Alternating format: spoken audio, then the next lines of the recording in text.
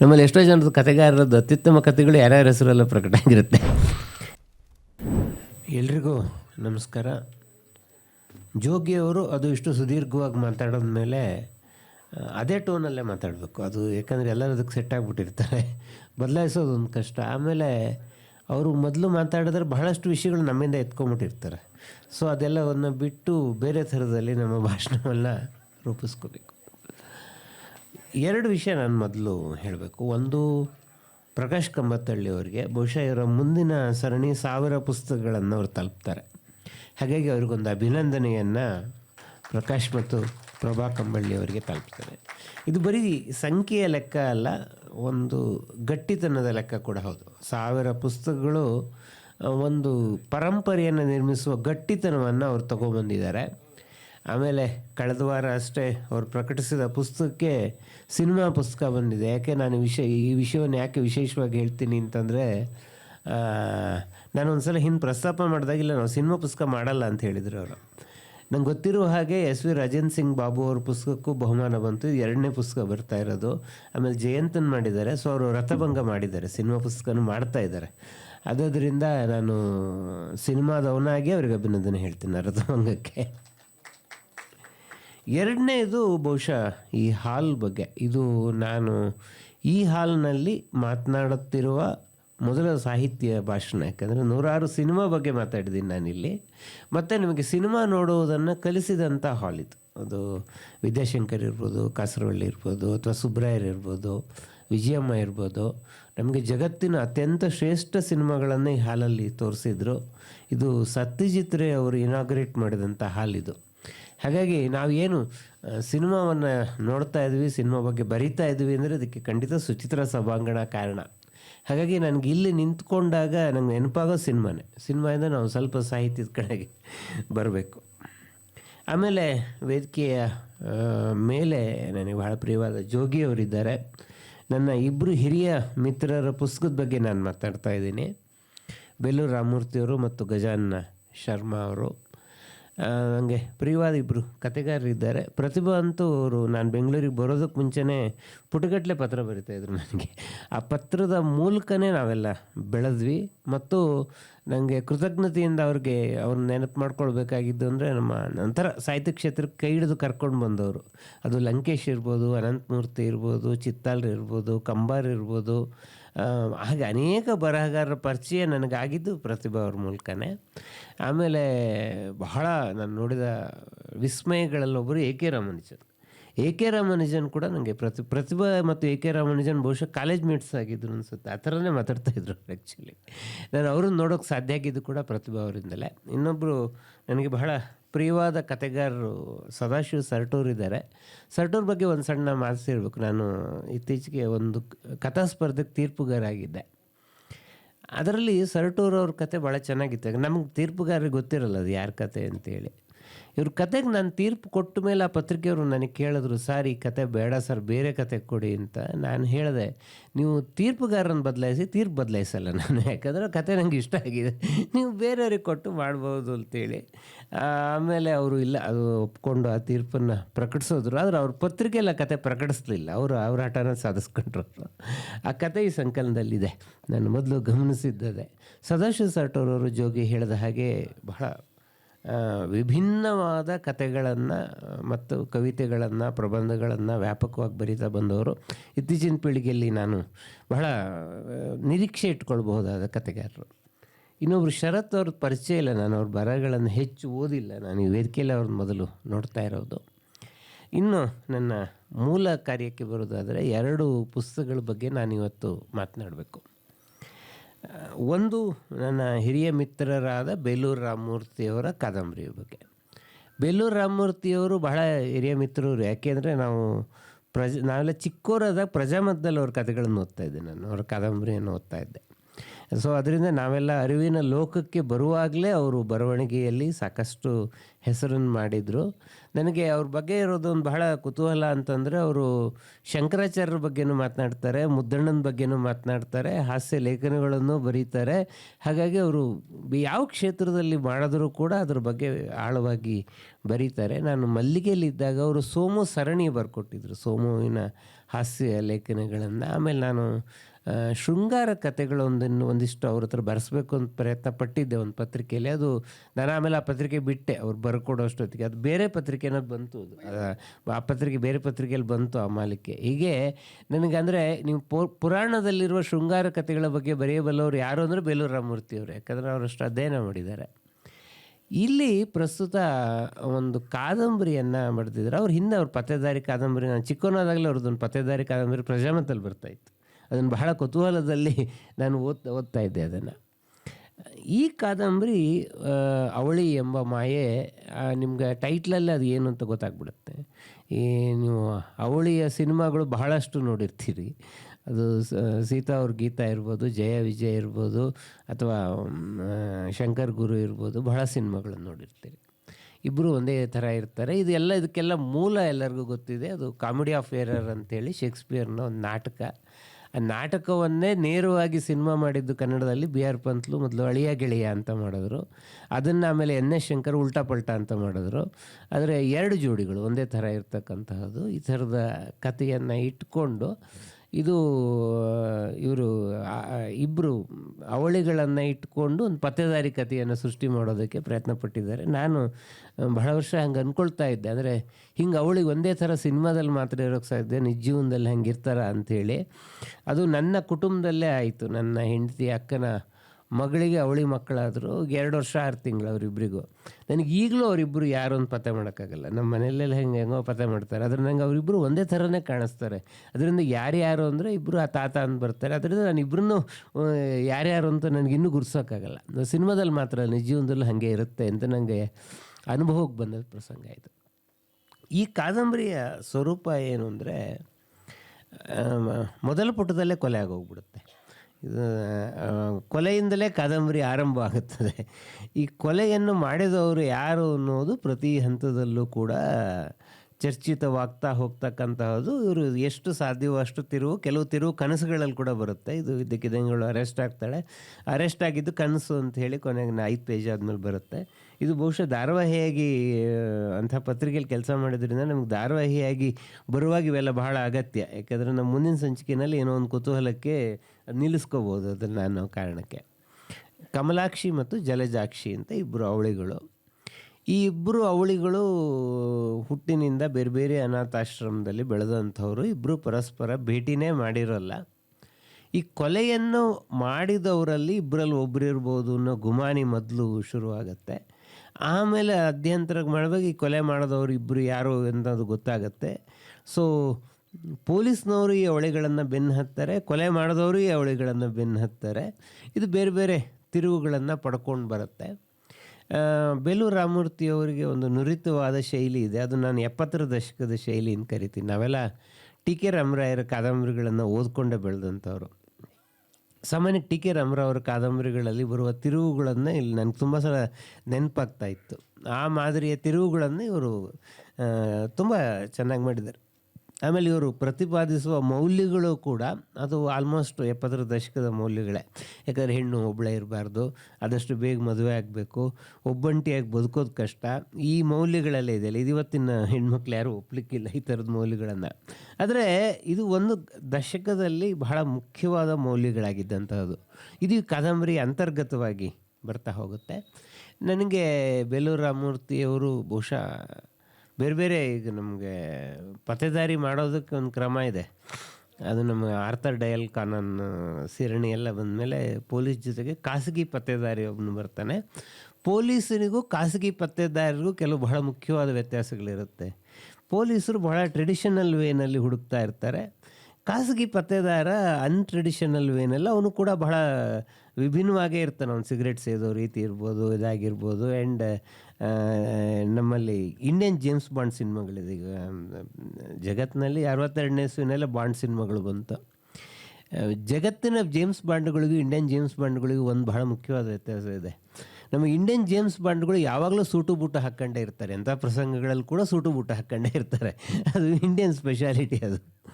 So ಇಲ್ಲಿ ನಮ್ಮ ಪತ್ತೇದಾರರಲ್ಲಿ ಅದೊಂದು ಬಹಳ ವಿಶೇಷವಾಗಿದೆ. ನನಗೆ ಎನ್ ನರಸಿಂಹಯ್ಯನವರು ಪತ್ತೇದಾರಿ ಪುರುಷೋತ್ತಮ ಅಂತ ಒಬ್ಬನ ಸೃಷ್ಟಿ ಮಾಡಿದರು. ನಾವು ಅವರ ಕಾದಂಬರಿಗಳನ್ನು ಬಹಳ ನಿರಂತರವಾಗಿ ಓದ್ಕೊಂಡು ಬಂದಂಥವ್ರು. ಇವರ ಕಾದಂಬರಿಯಲ್ಲಿ ಬಹಳ ಮುಖ್ಯವಾಗಿ ಪೊಲೀಸ್ನವ್ರ ಜೊತೆಗೆ ಒಬ್ಬ ಖಾಸಗಿ ಪತ್ತೇದಾರ ಕೂಡ ಇರ್ತಾನೆ, ದೇಶ್ಮುಖ್ ಅಂತೇಳಿ. ಸೊ ಆ ಖಾಸಗಿ ಪತ್ತೇದಾರನಿಗೂ ಕೂಡ ಈ ಪತ್ತೇದಾರನ ಎಲ್ಲ ವಿಲಕ್ಷಣ ಸ್ವಭಾವಗಳಿದೆ. ಆಮೇಲೆ ಇವರು ಹಾಸ್ಯ ಬರಹಗಾರರಾದ್ದರಿಂದ ಬಹಳ ಮೈ ರೋಮಾಂಚನವಿಳಿಸುವ ಘಟನೆಯ ನಡುವೆ ಜೋಕುಗಳನ್ನು ಕಟ್ ಮಾಡ್ತಾ ಇರ್ತಾರೆ ಅವರು. ಪತ್ತೇದಾರರು ಮತ್ತು ಪೊಲೀಸ್ನವರು ಬಂದಾಗ ಬಿಸಿ ಪೂರಿ ಮಾಡಿ ಆಗ ನಾವು ವೃತ್ತಿಗಾಗಿ ಬಂದಿದ್ವಿ, ಪೂರಿ ತಿನ್ಬೋದಾ ಅಂತ ಕೇಳಿದ್ರೆ ಅವಳು ಹೇಳ್ತಾಳೆ, ಇಲ್ಲ ನಾನು ತಿಂತಾ ಇರ್ತೀನಿ, ಇಬ್ಬರು ನೋಡ್ತಾ ಕೂತ್ಕೋಬೋದು, ಏನು ತೊಂದರೆ ಇಲ್ಲ ನನಗೆ ಅಂಥೇಳಿ. ಈ ಥರದ ಜೋಕುಗಳನ್ನು ಅವರು ಸಾಧ್ಯವಾದಷ್ಟು ಕಾದಂಬರಿಯಲ್ಲಿ ತೊಗೊಂಡು ಬಂದಿದ್ದಾರೆ. ಹೀಗಾಗಿ ನನಗೆ ಇದು ಒಂದು ಅವಳಿ ಎಂಬ ಮಾಯೆ ಇದೆಯಲ್ಲ, ಇದು ಭಾರತೀಯ ಚಿತ್ರರಂಗದ ಬಹಳ ದೊಡ್ಡ ಸರಕು. ನಮ್ಮ ಸಿನಿಮಾಗಳನ್ನು ಆಧರಿಸಿದ 3-4 ಫಾರ್ಮುಲಾಗಳಿರಿದ್ರೆ ಅದರಲ್ಲೊಂದು ಅವಳಿ ಎಂಬ ಮಾಯೆ ಒಂದು ದೊಡ್ಡ ಫಾರ್ಮುಲಾ. ಅದು ಆ ಫಾರ್ಮುಲಾ ಇದರಲ್ಲಿದೆ. ಜೊತೆಗೆ ನಿಮಗೊಂದು ಪತ್ತೇದಾರಿಯ ತಿರುವುಗಳು, ರೋಮಾಂಚನ ಎಲ್ಲ ಸಿಕ್ಕತ್ತೆ. ಇದರ ಜೊತೆಗೆ ನಿಮಗೆ ಹಾಸ್ಯನೂ ಕೂಡ ಸಿಕ್ಕುತ್ತೆ. ಅದರಿಂದ ಇದಕ್ಕೊಂದು ಸಾಮಾಜಿಕ, ಪತ್ತೇದಾರಿ ಮತ್ತು ಒಂದು ತಾತ್ವಿಕವಾದ ನೆಲೆಗಟ್ಟು ಇಷ್ಟು ಕೂಡ ಬೆರೆಸಿದಂತಹ ಭಾಳ ನುರಿತ ಶೈಲಿ. ಮತ್ತು ಅವರು ಶತಕೃತಿ ರಚನೆಕಾರರಾಗಿರೋದ್ರಿಂದ 100 ಕೃತಿಗಳು ಅವರಿಗೆ ಬರವಣಿಗೆಯಲ್ಲಿ ಬೇರೆ ಬೇರೆಯ ಸಾಧ್ಯತೆಗಳನ್ನು ಈಗಾಗಲೇ ಅವ್ರು ಪಡ್ಕೊಂಬಿಟ್ಟಿದ್ದಾರೆ.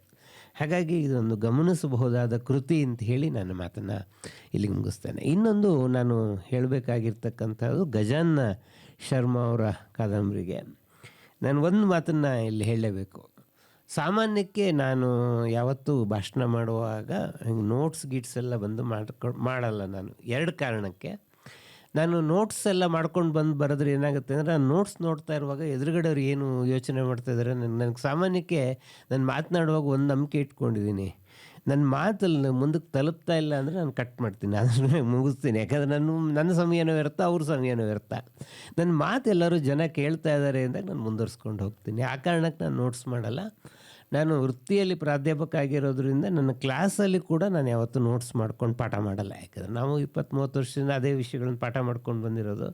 ಸೊ ಎಕನಾಮಿಕ್ಸ್ನಾಗೆ ಇರೋ ಒಂದು ಬಹಳ ದೊಡ್ಡ ಅಡ್ವಾಂಟೇಜು ಮತ್ತು ಡಿಸ್ಅಡ್ವಾಂಟೇಜ್ ಏನು ಅಂತಂದರೆ, ಅದೊಂದು ಕಾಂಟೆಂಪ್ರರಿ ಸಬ್ಜೆಕ್ಟ್. ಅದು ಅಂದರೆ ಯಾವತ್ತೋ ಶಿವಾಜಿ ಕತೆ ಎಷ್ಟು ವರ್ಷ ಹೇಳಿದ್ರು ಶಿವಾಜಿ ಕತೆ. ಆದರೆ ಎಕನಾಮಿಕ್ಸ್ ಹಂಗಲ್ಲ. ಥಿಯರಿಗಳು ಇವತ್ತು ಹೊಸ ಹೊಸ ಸಾಧ್ಯತೆಗಳನ್ನು ಬರ್ತಾ ಇರುತ್ತೆ, ಹೊಸ ಹೊಸ ಪ್ರಮೇಯಗಳು ಸೃಷ್ಟಿಯಾಗ್ತಾ ಇರುತ್ತೆ. ಮತ್ತು ನಮ್ಮ ಹುಡುಗರೆಲ್ಲರೂ ಹೊಸ ಸಾಧ್ಯತೆಗಳಿಗೆ ತೆರೆದುಕೊಳ್ಳಬೇಕಾಗಿರೋದ್ರಿಂದ ನಾವು ಹೊಸ ಮಾದರಿಯಲ್ಲೇ ಪ್ರತಿ ಸಲ ಕ್ಲಾಸಲ್ಲಿ ಕೂಡ ಪಾಠ ಮಾಡಬೇಕಾಗತ್ತೆ. ಹೀಗಾಗಿ ನಾನು ಅಲ್ಲೂ ಮಾಡಲ್ಲ. ಆದರೆ ಇವತ್ತು ನಾನೊಂದು ರಥಭಂಗ ಮಾಡಬೇಕಾಗಿದೆ. ಗಜಾನನ ಶರ್ಮಾ ಅವರ ಪುಸ್ತಕ ಹೇಗಿದೆ ಅಂದರೆ, ಅದಕ್ಕೆ ಕೆಲವಾರು ಟಿಪ್ಪಣಿ ಬರ್ಕೊಂಬಂದ್ರೆ ಖಂಡಿತ ಮಾತಾಡೋಕ್ಕಾಗಲ್ಲ, ಅಷ್ಟು ವಿವರಗಳಿದೆ. ಇದು ವಿಜ್ಞಾನದ ಪುಸ್ತಕ ಅನ್ನೋದಕ್ಕಿಂತ ವಿಜ್ಞಾನಿಗಳ ಪುಸ್ತಕ ಅಂತ ಕರಿಬೋದು. ಯಾಕೆಂದರೆ ವಿಜ್ಞಾನಿಗಳಲ್ಲಿ ಯಾವ ಥರ ಸಣ್ಣತನ ಇರುತ್ತೆ, ಕ್ಷುದ್ರತೆ ಇರುತ್ತೆ, ಸ್ವಾರ್ಥ ಇರುತ್ತೆ, ದ್ವೇಷ ಇರುತ್ತೆ ಅನ್ನೋದನ್ನು ಕೂಡ ಅವರು ಬಹಳ ಅದ್ಭುತವಾಗಿ ತೆರೆದಿಟ್ಟಿದ್ದಾರೆ.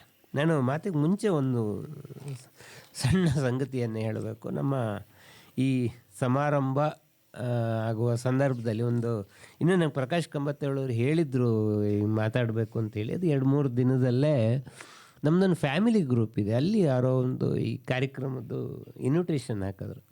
ಇನ್ವಿಟೇಷನ್ ಹಾಕ್ಬಿಟ್ಟು ಅವರು ಒಂದು ಬಹಳ ಏನೋ ಗಜಾನನ ಶರ್ಮಾ ಅವರು ನಮಗೆ ಬಹಳ ಆತ್ಮೀಯರು ಅಂತ ಒಂದು ಟಿಪ್ಪಣಿ ಬರೆದ್ರು.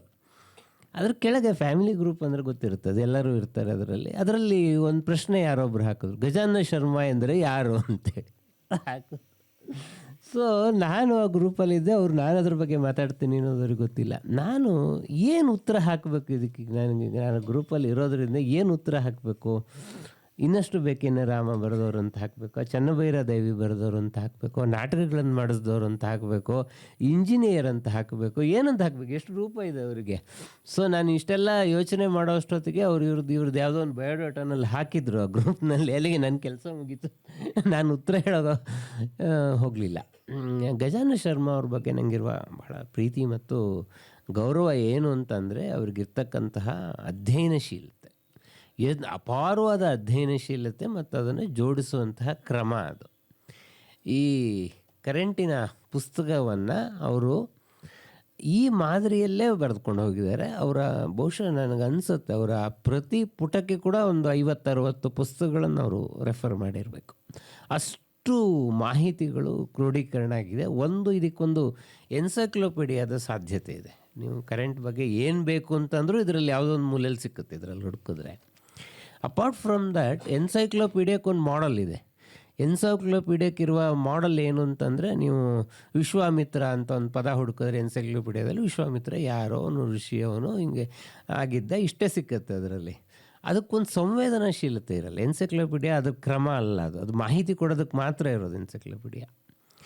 ಆದರೆ ನೀವು ಅದನ್ನು ಕಾದಂಬರಿನೋ ಕಥೆಯನ್ನೋ ಪ್ರಬಂಧವನ್ನೋ ಬರೋದಕ್ಕೊಂದು ಸಂವೇದನಾಶೀಲ ರೂಪ ಇರುತ್ತೆ. ನಾನು ಭಾರತ್ ಸಿಂಧು ರಶ್ಮಿಯಲ್ಲಿ ಸಿಕ್ಕುವ ವಿಶ್ವಾಮಿತ್ರ ಬೇರೆ ನನಗೆ, ಅದು ಎನ್ಸೈಕ್ಲೋಪೀಡಿಯಲ್ಲಿ ಸಿಕ್ಕಲ್ಲ ಆ ವಿಶ್ವಾಮಿತ್ರ. ಅದೇ ಮಾದರಿಯಲ್ಲಿ ಇವರು ಇದಕ್ಕೊಂದು ಕಾದಂಬರಿಯ ಸಾಧ್ಯತೆ ಕೂಡ ಇದೆ. ಎನ್ಸೈಕ್ಲೋಪೀಡಿಯಾದ ಸಾಧ್ಯತೆ ಜೊತೆಗೆ ಒಂದು ಕಾದಂಬರಿಯ ಸಾಧ್ಯತೆ ಕೂಡ, ಇದಕ್ಕೊಂದು ಸಂವೇದನಾಶೀಲತೆ ಇದೆ ಈ ಮಾಹಿತಿಯನ್ನು ಜೋಡಿಸೋದ್ರಲ್ಲಿ. ಯಾರೋ ಒಬ್ಬನು ಕರೆಂಟ್ ಕಂಡುಹಿಡಿಯೋದಕ್ಕೆ ಒಬ್ಬನು ಬಲಿಪಶುವಾಗಿ ನಿಂತ್ಕೊತಾನೋ, ಅವನಿಗೆ ಶಾಕ್ ಹೊಡೆದ್ಬಿಟ್ಟು ಇವ್ರು ಕರೆಂಟ್ ಕಂಡುಹಿಡಿತಾರೆ ಅನ್ನೋದು ಇದೆಯಲ್ಲ, ಅದು ಮೈ ನಡುಗಿಸುತ್ತೆ. ಈ ಥರದ್ದೆಲ್ಲ ನಡೆದಿತ್ತ ಅಂತ ಹೇಳಿ ಈ ಪ್ರಸಂಗಗಳನ್ನು ಕೂಡ ಅವರು ಜೋಡಿಸ್ಕೊಂಡು ಹೋಗ್ತಾರೆ ಇದರಲ್ಲಿ. ಆಮೇಲೆ ಇದಕ್ಕೆ ಇರ್ತಕ್ಕಂತಹ ಬಹಳ ಮೂರನೇ ಆಯಾಮ ಅಂದರೆ, ಈ ಪ್ರಶ್ನೆನ ಅವರ ಮೊದಲನೇ ಮಾತಲ್ಲಿ ಕೇಳ್ಕೊಂಡಿದ್ದಾರೆ. ಇವತ್ತು ಚಾಟ್ GPT ಕಾಲ ಇದು. ಅದು ನಿಮ್ಗೆ ಗೂಗಲ್ ಹೊಡೆದ್ರೆ ಏನು ಬೇಕಾದರೂ ಇನ್ಫಾರ್ಮೇಷನ್ ಸಿಕ್ಕುತ್ತೆ. ಅದರ ನಡುವೆ ಈ ಥರದ ಪುಸ್ತಕ ಯಾಕೆ ಬರೀಬೇಕು ಅಂಥೇಳಿ ಪ್ರಶ್ನೆನ ಅವರೇ ಕೇಳ್ಕೊಂಡಿದ್ದಾರೆ. ಮತ್ತು ನನಗನ್ಸೋದು ಆ ಪ್ರಶ್ನೆಗೆ ಅವರ ಪುಸ್ತಕನೇ ಉತ್ತರ ಆಗಿದೆ.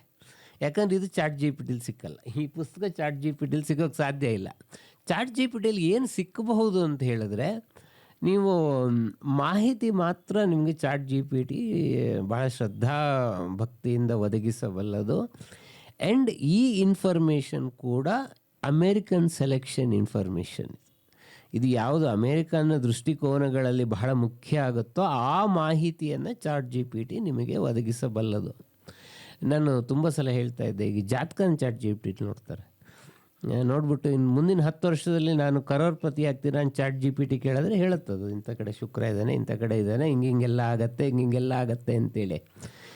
ಜ್ಯೋತಿಷಿಗೂ ಚಾಟ್ GPTಗೂ ಏನು ವ್ಯತ್ಯಾಸ ಅಂದರೆ, ಜ್ಯೋತಿಷಿಗೆ ಗೊತ್ತಿರುತ್ತೆ ಇವನು ಮುಂದಿನ 10 ವರ್ಷದಲ್ಲಿ ಕರೋರ್ಪತಿ ಆಗಲ್ಲ, ಇವನು ಬಂಡವಾಳ ಇಷ್ಟೇನೆ ಅಂತೇಳಿ.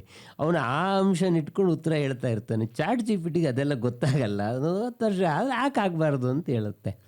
ಸೊ ಈ ಕೃತಿಯ ಬಹಳ ಮುಖ್ಯವಾದ ಸಂಗತಿ ಏನು ಅಂತಂದರೆ, ಇದರ ಉದ್ದೇಶ ಅರ್ಥ ಮಾಡಿಸೋದಲ್ಲ.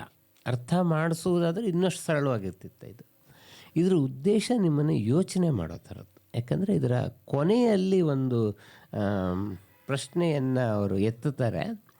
ಅದು ಬಹುಶಃ ಅದೇ ಒಂದು ಪುಸ್ತಕ ಆಗ್ಬೋದು. ಅವ್ರು ಕೊನೆಯ ಚಾಪ್ಟರ್ ಏನು ಬರೆದಿದ್ದಾರೋ ಅದೇ ಒಂದು ಪುಸ್ತಕ ಆಗ್ಬೋದು. ಯಾಕೆ ಅಂತಂದರೆ, ಈ ವಿದ್ಯುತ್ ಅಂತ ನಾವು ಏನು ಕರೀತಾ ಇದ್ವಿ, ಇದು ವಿನಾಶನೋ ವಿಕಾಸನೋ ಅಂತ ಒಂದು ಪ್ರಶ್ನೆಯನ್ನು ಅವ್ರು ಎತ್ಕೊಂಡಿದ್ದಾರೆ. ಅದು ಬಹಳ ಗಂಭೀರವಾಗಿ ಯೋಚನೆ ಮಾಡಬೇಕಾದದ್ದು. ಯಾಕಂದರೆ ಇವತ್ತು ನಾವು ಎಲ್ಲ ರಂಗದಲ್ಲಿ ಕೂಡ ವಿದ್ಯುತ್ತನ್ನು ಅಳವಡಿಸ್ಕೊಂಬಿಟ್ಟಿದ್ದೀವಿ. ನಾನು ನಮ್ಮ ಸ್ಟೂಡೆಂಟ್ಸು ನಾವೆಲ್ಲ ಮಾಸ್ಟರ್ಸ್ ಮಾಡುವಾಗ ಅಧ್ಯಾಪಕರು ಹೇಳಿದ್ರೆ ಬಹಳ ಸೀರಿಯಸ್ ಆಗಿ ನೋಟ್ಸ್ ಬರ್ಕೊತಾ ಇದ್ವಿ ಕ್ಲಾಸಲ್ಲಿ. ಈಗ ನನ್ನ ಸ್ಟೂಡೆಂಟ್ಸ್ ಹೇಳ್ತಾರೆ, ಸರ್ ನೀವು ವಾಟ್ಸಪ್ಪಲ್ಲಿ ನೋಟ್ಸ್ ಹಾಕ್ಬಿಡಿ ಸರ್ ಅಂತೇಳಿ. ನೋಟ್ಸ್ ನಾನೇ ಬರೆದು ಅದನ್ನು PDF ಮಾಡಿ ವಾಟ್ಸಪ್ ಫೈಲ್ ಮಾಡಿ ಇವ್ರಿಗೆ ಗ್ರೂಪಲ್ಲಿ ಹಾಕಬೇಕು. ಇದು ಅವ್ರ ನಿರೀಕ್ಷೆ. ಇದು ಸರ್ ಬೇರೆ ಲೆಕ್ಚರ್ಸು ಹಂಗೆ ಮಾಡ್ತಾರೆ ಸರ್ ಅಂತ ಆಮೇಲೆ ಅದಕ್ಕೆ ಆರ್ಗ್ಯುಮೆಂಟ್ ಮಾಡ್ತಾರೆ. ಅಂದರೆ ನಿಮಗೆ we need that kind of the readymade food. ಈ ರೆಡಿಮೇಡ್ ಫುಡ್ಗೆ ಕಾರಣ ಆಗಿರುವುದು ಕರೆಂಟ್ ಮತ್ತು ಎಲ್ಲ ನಮ್ಮ ವೈಜ್ಞಾನಿಕ ಆವಿಷ್ಕಾರಗಳು. ಅಂದರೆ ನಾವು ಎಲ್ಲೋ ಒಂದು ಆ ಸಂವೇದನಾಶೀಲತೆಯನ್ನು ಕಳ್ಕೊಳ್ತಾ ಇದ್ದೀವ, ನಾಗರಿಕತೆ ಮುಂದೆ ಬರ್ತಾ ಹೋದ ಹಾಗೆ ಅನ್ನೋ ಪ್ರಶ್ನೆಯನ್ನು ಇವರು ಬಹಳ ಮುಖ್ಯವಾಗಿ ಕೃತಿಯಲ್ಲಿ ಎತ್ತಿದ್ದಾರೆ. ಅದರಿಂದ ನಾನು ಇದನ್ನು ಬರೀದು ಅರ್ಥ ಮಾಡಿಕೊಳ್ಳೋ ಕೃತಿಯಲ್ಲ, ಇದು ಯೋಚನೆ ಮಾಡಬೇಕಾದ ಕೃತಿ. ಇದನ್ನು ಓದಿ ಪ್ರತಿಯೊಂದು ವಿಕಾಸ. ಆಮೇಲೆ ನಾವು ಬಹಳ ಮೈಕಲ್ ಫ್ಯಾರಡೆ ಕರೆಂಟನ್ನು ಯಾರು ಕಂಡು ಹಿಡಿದ್ರು 1 ಮಾರ್ಕ್ಸ್ ಉತ್ತರ. ಇವರು 1,000 ಜನ ಕಂಡು ಹಿಡಿದಿದ್ದಾರೆ. 1,000 ಜನ 1000 ಫಾರ್ಮುಲಾಗಳ ಮೂಲಕ ಕಂಡುಹಿಡಿದಿದ್ದಾರೆ. ಇದು ಕ್ರಿಸ್ತಪೂರ್ವ 6ನೇ ಶತಮಾನಕ್ಕೆ ಶುರುವಾಗುವ ಕತೆ. ಅಂದರೆ 26 ಶತಮಾನಗಳ ಕಾಲ ಈ ವಿಕಾಸ ಅನ್ನೋದು ನಡ್ಕೊಂಡು ಬಂದಿದೆ. ಅದು ಎಲ್ಲೋ ಒಂದು ಕಡೆ ಕೊಟ್ಟರೆ ಅದನ್ನ ಇನ್ಯಾರೋ ಕಂಟಿನ್ಯೂ ಮಾಡಿರ್ತಾರೆ, ಇನ್ಯಾರೋ ಕಂಟಿನ್ಯೂ ಮಾಡೋದ ರೀತಿ ಇನ್ಯಾವುದೋ ಥರದಲ್ಲಿ ಇರುತ್ತೆ.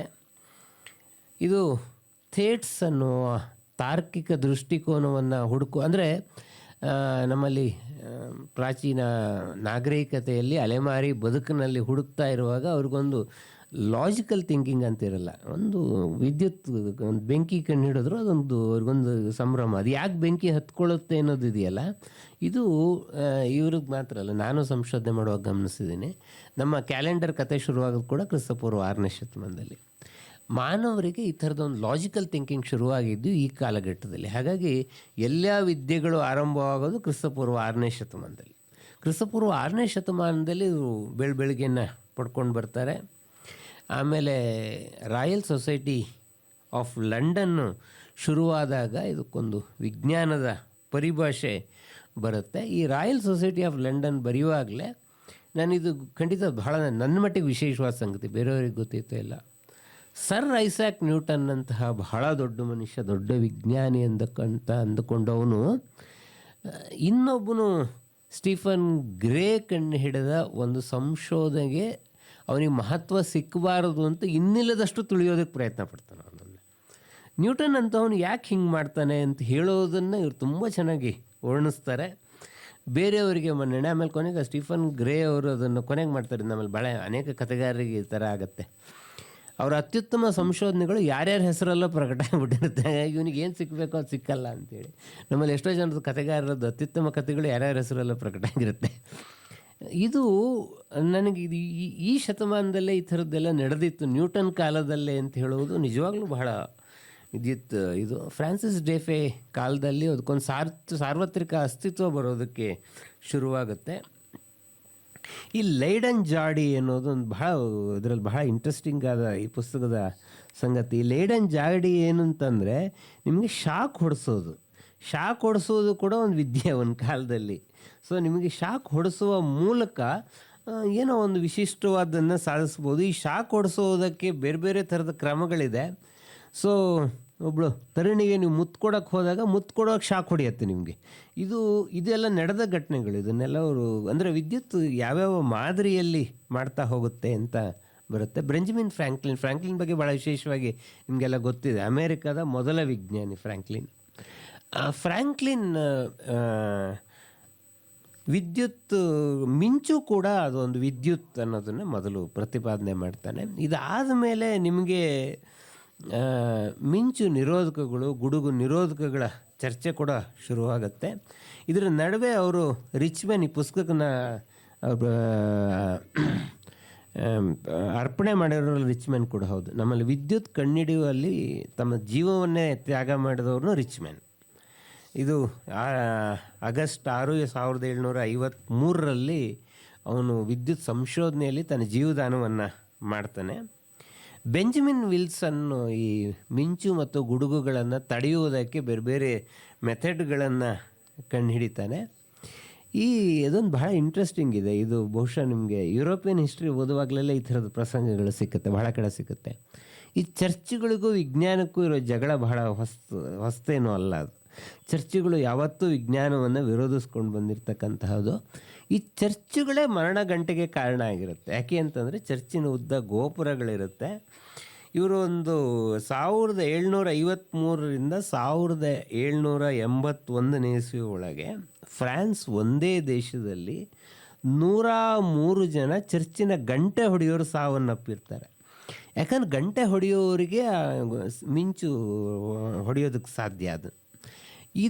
ಇದಕ್ಕೆ ಮಿಂಚು ನಿರೋಧಕವನ್ನು ಹಾಕ್ಕೊಳ್ಬೇಕು ಅಂತ ಒಂದು ವಿಜ್ಞಾನಿಗಳು ಪ್ರತಿಪಾದನೆ ಮಾಡ್ತಾರೆ. ಚರ್ಚ್ಗಳು ಅದನ್ನು ವಿರೋಧಿಸ್ಕೊಂಡು ಬರ್ತಾರೆ, ಮಾಡಬಾರ್ದು ಅಂತ ಹೇಳಿ. ಯಾಕೆ ಅಂತಂದರೆ ಅವರು ಪಾಪಿಗಳನ್ನು ಸಾಯಿಸುವುದಕ್ಕೆ ಗುಡುಗು ಮತ್ತು ಸಿಡಿಲುಗಳು ದೈವ ನಿರ್ಮಿತವಾದದ್ದು ಅಂತ ಹೇಳಿ. ಇದಕ್ಕೊಂದು ಬಹಳ ಇಂಟ್ರೆಸ್ಟಿಂಗ್ ಉಲ್ಟಾ ಆರ್ಗ್ಯುಮೆಂಟ್ ಬರುತ್ತೆ. ಏನು ಅಂತಂದರೆ ಪಾಪಿಗಳನ್ನು ಸಾಯಿಸುವುದಕ್ಕೆ ಗುಡುಗು ಸಿಡಿಲು ದೈವ ನಿರ್ಮಿತ ಅಲ್ವಾ, ಮಳೆ ಕೂಡ ದೈವ ನಿರ್ಮಿತವೇ, ನೀವು ರೂಫೆಲ್ಲ ತೆಗೆದು ಬಿಡಿ, ಎಲ್ಲ ತೇಲ್ಕೊಂಡು ಹೋಗಿ ಮಳೆಯಲ್ಲಿ, ಅದು ದೈವ ನಿರ್ಮಿತ ತಾಲೆ ಅಂತ ಒಂದು ಆರ್ಗ್ಯುಮೆಂಟ್ ಬರುತ್ತೆ. ಆಮೇಲೆ ಚರ್ಚು ಇದನ್ನು ಅಳವಡಿಸ್ಕೊಳ್ತಾರೆ. ಹೆನ್ರಿ ಕ್ಯಾವೆಂಡಿಶ್ ಬಹಳ ಇಂಟ್ರೆಸ್ಟಿಂಗ್ ಕ್ಯಾರೆಕ್ಟರ್. ಹೆನ್ರಿ ಕ್ಯಾವೆಂಡಿಶ್ ತನ್ನ ಕಾಲಕ್ಕಿಂತಲೂ ಬಹಳ ಮುಂದೆ ಇದ್ದಂತಹ ವಿಜ್ಞಾನಿ. ಗುರುತ್ವಾಕರ್ಷಣೆಯ ಸ್ಥಿರಾಂಕವನ್ನು ಅವನು ಕಂಡುಹಿಡಿದಂತಕ್ಕಂಥದ್ದು. ಇಲ್ಲೊಂದು ಮಾಂಡೋಕ್ಯೋಪಾಖ್ಯಾನ ಬರುತ್ತೆ ಈ ಪ್ರಸಂಗಗಳನ್ನು. ಮಾಂಡೋಕ್ಯೋಪಾಖ್ಯಾನ ಅಂತಂದರೆ ಒಂದು ಸತ್ತ ಕಪ್ಪೆಗೆ ನೀವು ಎಲೆಕ್ಟ್ರಿಕ್ ಶಾಕ್ ಕೊಟ್ಟರೆ ಅದ್ರ ಕಾಲೆಲ್ಲ ಅಲ್ಗಾಡಿಸುತ್ತೆ ಅದು. ಅದಕ್ಕೆ ಕಾರಣ ಏನು ಅಂತ ನಮ್ಗೆ ಇವತ್ತು ಗೊತ್ತು. ಅವತ್ತು ಅದು ಬಹಳ ದೊಡ್ಡ ಸಂಶೋಧನೆ. ಅದು ಸತ್ತ ಕಪ್ಪೆಗೆ ಅದು ಮಂಡುಕೊಪ್ಪಕ್ಕೇನು ಆ ಥರದ್ದೊಂದು ಪ್ರಯೋಗಗಳನ್ನಾಗಿ ಇನ್ನೊಂದು ಬಹಳ ವಿಶೇಷವಾದ ಸಂಗತಿ ಅಂತಂದರೆ ಸತ್ತವ್ರನ್ನು ಬದುಕಿಸ್ಬೋದು ಕರೆಂಟ್ ಶಾಕ್ ಹೊಡೋದು ಅಂತ ಒಂದು ಆರ್ಗ್ಯುಮೆಂಟು ಡೆವಲಪ್ ಆಗುತ್ತೆ. ಈ ಆರ್ಗ್ಯುಮೆಂಟಿನ ಬಗ್ಗೆ ಭಾಳ ಇಂಟ್ರೆಸ್ಟಿಂಗ್ ಆದ ಕಥೆಗಳಿದೆ. ನೆಪೋಲಿಯನ್ ಬೋನೋಪಾರ್ಟೆಯ ಪ್ರಸಂಗ ಬರುತ್ತೆ. ಇದರಲ್ಲಿ ನೆಪೋಲಿಯನ್ ಬೋನೋಪಾರ್ಟೆಗೆ ಸೊಪ್ಪು ಹಾಕದ ಲೂಗಿ ಗಿಲ್ವಾನಿಯ ಕತೆ ಕೂಡ ಇವರು ಬರೀತಾರೆ. ಆಮೇಲೆ ಮೇರಿ ಶೆಲ್ಲಿಯ ಒಂದು ಕಾದಂಬರಿ ಇದೆ, ಫ್ರಾಂಕ್ಸಿಸ್ಟೀನ್ ಅಂಥೇಳಿ. ಇದು 1910ರಿಂದ 2015ರವರೆಗೆ ಈ ಕಾದಂಬರಿಯನ್ನು ಆಧರಿಸಿ ಒಟ್ಟು 33 ಚಲನಚಿತ್ರಗಳು ಬಂದಿದೆ. ಇದು ವಿದ್ಯುತ್ತಿನಿಂದ ಬದುಕಿಸುವಂಥ ಕಾದಂಬರಿ ಅದು. ಮೇರಿ ಶೆಲ್ಲಿ ಬಗ್ಗೆ ಬಹಳ ಜನ ಗೊತ್ತಿರಬೇಕು. ನಮ್ಮ ರೊಮ್ಯಾಂಟಿಕ್ ಪೊಯೆಟ್ ಪಿ ಬಿ ಶೆಲ್ಲಿಯ ಹೆಂಡತಿಯವಳು. ಪಿ ಬಿ ಶೆಲ್ಲಿ ನಿಜವಾದ ಅರ್ಥದಲ್ಲಿ ರೊಮ್ಯಾಂಟಿಕ್ ಪೊಯೆಟ್. ಯಾಕೆಂದರೆ ಅವನ ಮೊದಲ ಹೆಂಡತಿಗೆ 2 ಮಕ್ಕಳು, ಮೇರಿ ಶೆಲ್ಲಿಗೆ 4 ಜನ ಮಕ್ಕಳು. ಮೇರಿ ಶೆಲ್ಲಿಯ ದೊಡ್ಡಮ್ಮನ ಮಗಳಿಗೊಬ್ಬ ಮಗ. ಹಿಂಗೆ ಬಹಳ ರೊಮ್ಯಾಂಟಿಕ್ ಪರ್ಸ್ನಾಲಿಟಿ. ಈ ಮೇರಿ ಶೆಲ್ಲಿಯ ಕತೆ ಕೂಡ ಬಹಳ ಇಂಟ್ರೆಸ್ಟಿಂಗ್ ಆಗಿದೆ. ಈ ಕಾದಂಬರಿ ಹುಟ್ಟಿದ ಪ್ರಸಂಗ ಕೂಡ ಬಹಳ ಇಂಟ್ರೆಸ್ಟಿಂಗ್ ಇದೆ. ನಾನು ಈ ಕಾದಂಬರಿನ ಬಹಳ ಹಿಂದೆ ಓದಿದ್ದೆ ಮತ್ತು ಇದರ ದುಃಖ ಈ 33ರಲ್ಲಿ ಒಂದು 8 ಸಿನಿಮಾ ನಾನು ನೋಡಿದ್ದೀನಿ. ಬೇರೆ ಅದೊಂದು ಬಹಳ ಇಂಟ್ರೆಸ್ಟಿಂಗಾದ ಸಬ್ಜೆಕ್ಟ್. ಈ ಸತ್ತವ್ರನ್ನ ಬದುಕಿಸೋದು ಯಾವತ್ತೂ ಇಂಟ್ರೆಸ್ಟಿಂಗಾದ ಸಬ್ಜೆಕ್ಟೇ ಅದು. ಯಾಕೆಂದರೆ ನಮ್ಮ ಮನುಕುಲವನ್ನು ಕಾಡುವ ಅತ್ಯಂತ ದೊಡ್ಡ ನಿಗೂಢಗಳಲ್ಲಿ ಸಾವು ಅಂತ ಇದನ್ನು. ಆಮೇಲೆ ನಿಮ್ಮಲ್ಲಿ ಈ ವಜ್ರವನ್ನು ಕೂಡ ಇದ್ದಲು ವಜ್ರ ಮತ್ತು ಮೂಲತಃ ಸೇಮ್ ಕಾಂಬಿನೇಷನಲ್ಲಾಗಿರುವ ಆರ್ಗ್ಯುಮೆಂಟ್ ಬರುತ್ತೆ. ಹೆಂಫ್ರಿ ಡೇಲಿ ಈ ಆರ್ಗ್ಯುಮೆಂಟನ್ನು ಡೆವಲಪ್ ಮಾಡುವಾಗ ಅವನು ವರ್ಡ್ಸ್ವರ್ತನ ಲಿರಿಕಲ್ ಬ್ಯಾಲಾಡ್ಸನ್ನು ಪರಿಷ್ಕರಿಸ್ತಾನೆ. ಅದು ಯಾಕೆ ಪರಿಷ್ಕರಿಸ್ತಾನೆ ಅನ್ನೋದು ಒಂದು ಇಂಟ್ರೆಸ್ಟಿಂಗ್ ಫ್ಯಾಕ್ಟ್. ಗ್ಯಾಲನೋ ಮೀಟರ್ ಮುಂದೆ ಬರುತ್ತೆ. ಆಮೇಲೆ ಎ ಸಿ ಮತ್ತು ಡಿ ಸಿ ಕರೆಂಟ್ಗಳ ಚರ್ಚೆಗಳು ಎಲ್ಲ ಬರುತ್ತೆ. ಈಗ ವಿದ್ಯುತ್ ಜನಕ ಅಂತ ನಾವು ಯಾರನ್ನು ಕರಿತೀವೋ ಮೈಕಲ್ ಫ್ಯಾರಡೆ ಕತೆ ಬರುತ್ತೆ. ಫ್ಯಾರಡೆ ಪರಿಣಾಮ ಬರುತ್ತೆ. ಇದಾದ ಮೇಲೆ ನಮ್ಮಲ್ಲಿ ವಿದ್ಯುತ್ತಿನ ವೃಕ್ಷಗಳು, ವಿದ್ಯುತ್ ಅನ್ನೋದೊಂದು ಮೂಲ ಕಾನ್ಸೆಪ್ಟ್ ಆದರೆ ಅದರಿಂದ ಅನೇಕ ವೃಕ್ಷಗಳು ಹುಟ್ಕೊಂಡಿದೆ. ಅದರಲ್ಲಿ ಟೆಲಿಗ್ರಾಫು, ಟೆಲಿಫೋನು, ರೇಡಿಯೋ, ಅವರು ವಿಸ್ತರಿಸದೇ ಇರೋದು ಚಲನಚಿತ್ರ ಕೂಡ ವಿದ್ಯುತ್ತಿನ ವೃಕ್ಷದ ಒಂದು ಭಾಗವೇ ಅದು. ಅನೇಕ ಈ ಥರದ ಭಾಗಗಳು ಹುಟ್ಕೊಳ್ಳುತ್ತೆ. ಆಮೇಲೆ ಇವರು ಟೈಟಾನಿಕ್ ಹಡಗಿನ ದುರಂತದ ಬಗ್ಗೆ ಬರೀತಾರೆ. ಟೈಟಾನಿಕ್ ಹಡಗಿನ ದುರಂತದಲ್ಲಿ ಇಲ್ಲಿ ಹೇಗೆ ಕನೆಕ್ಟ್ ಆಗುತ್ತೆ ಅಂತಂದರೆ ಟೆಲಿಗ್ರಾಫ್ ಕುಟ್ತಾ ಇರ್ತಾರೆ ಅದರಲ್ಲಿ. ಕೊನೆಯ ಕ್ಷಣದವರೆಗೂ ಜಾರ್ಜ್ ಫಿಲ್ಸ್ಮ್ಯಾನ್ ಅಂತ ಕೊನೆಯ ಕ್ಷಣದವರೆಗೂ ಹಡಗು ಮುಳುಗೋವರೆಗೂ ಟೆಲಿಗ್ರಾಫ್ ಕುಟ್ತಿದ್ರಿಂದ ಕನಿಷ್ಠ 700 ಜನ ಅದಕ್ಕೆ ಬದುಕೊಳ್ಳೋಕ್ಕೆ ಸಾಧ್ಯ ಆಗುತ್ತೆ. ಈ ಪ್ರಸಂಗವನ್ನು ಬರೀತಾರೆ. ನಾನು ಬಹುಶಃ ಈ ಕೃತಿಯ ಕೆಲವು ಮುಖ್ಯ ಎಳೆಗಳನ್ನು ಮಾತ್ರ ಹೇಳಿದ್ದೀನಿ, ಯಾಕಂದರೆ ಇದು ಓದಿಯೇ ಅನುಭವಿಸಬೇಕಾದ ಕೃತಿ. ಇದಕ್ಕೊಂದು ಬಹಳ ವಿಶಾಲವಾದ ನೆಲೆ ಇದೆ. ತಾನೇ ಸೃಷ್ಟಿಸಿದ ಕಂಪನಿಯಿಂದ ಹೊರದೂಡಿಸಿಕೊಂಡ ಥಾಮಸ್ ಆಲ್ವಾ ಎಡಿಸನ್ ಕತೆ ಕೂಡ ಇದರಲ್ಲಿ ಬರುತ್ತೆ. ತಾನೇ ಸೃಷ್ಟಿಸಿದ ಕಂಪನಿಯಿಂದ ತಾನೇ ಹೊರದೂಡಿಸ್ಕೊಳ್ಬೇಕಾದ ಥಾಮಸ್ ಆಲ್ವಾ ಎಡಿಸನ್ ಕತೆ ಏನು ಬರುತ್ತೆ. ಸೊ ಕೊನೆಗೆ ನಮಗೆ ಈ ಪುಸ್ತಕ ಓದೋಗಿ ಒಂದು ಭಾವನೆ ನನಗೆ ಕಾಡಿದ್ದು ಅಂದರೆ, ವಿಜ್ಞಾನಿಗಳಾದರೂ ಅಷ್ಟೇ, ಸಂಗೀತಗಾರರಾದರೂ ಸಾಹಿತಿಗಳಾದರೂ ಅಷ್ಟೇ, ಅವರು ಮೂಲತಃ ಮನುಷ್ಯರೇ. ಅವರು ಎಲ್ಲ ರಾಗದ್ವೇಷಗಳನ್ನು ಅವರಲ್ಲಿ ತುಂಬಿಕೊಂಡಿರ್ತಾರೆ. ಆದುದರಿಂದ ಈ ಕತೆಗೆ ಇದೆಲ್ಲ ಸಾಧ್ಯತೆಗಳು ಬರುತ್ತೆ. ಇನ್ಯಾರಿಗೋ ಹೆಸರು ಬಂದರೆ ಸಹಿಸಲ್ಲ, ಇನ್ಯಾರಿಗೋ ಪ್ರಗತಿ ಬಂದರೆ ಸಹಿಸೋದಿಲ್ಲ.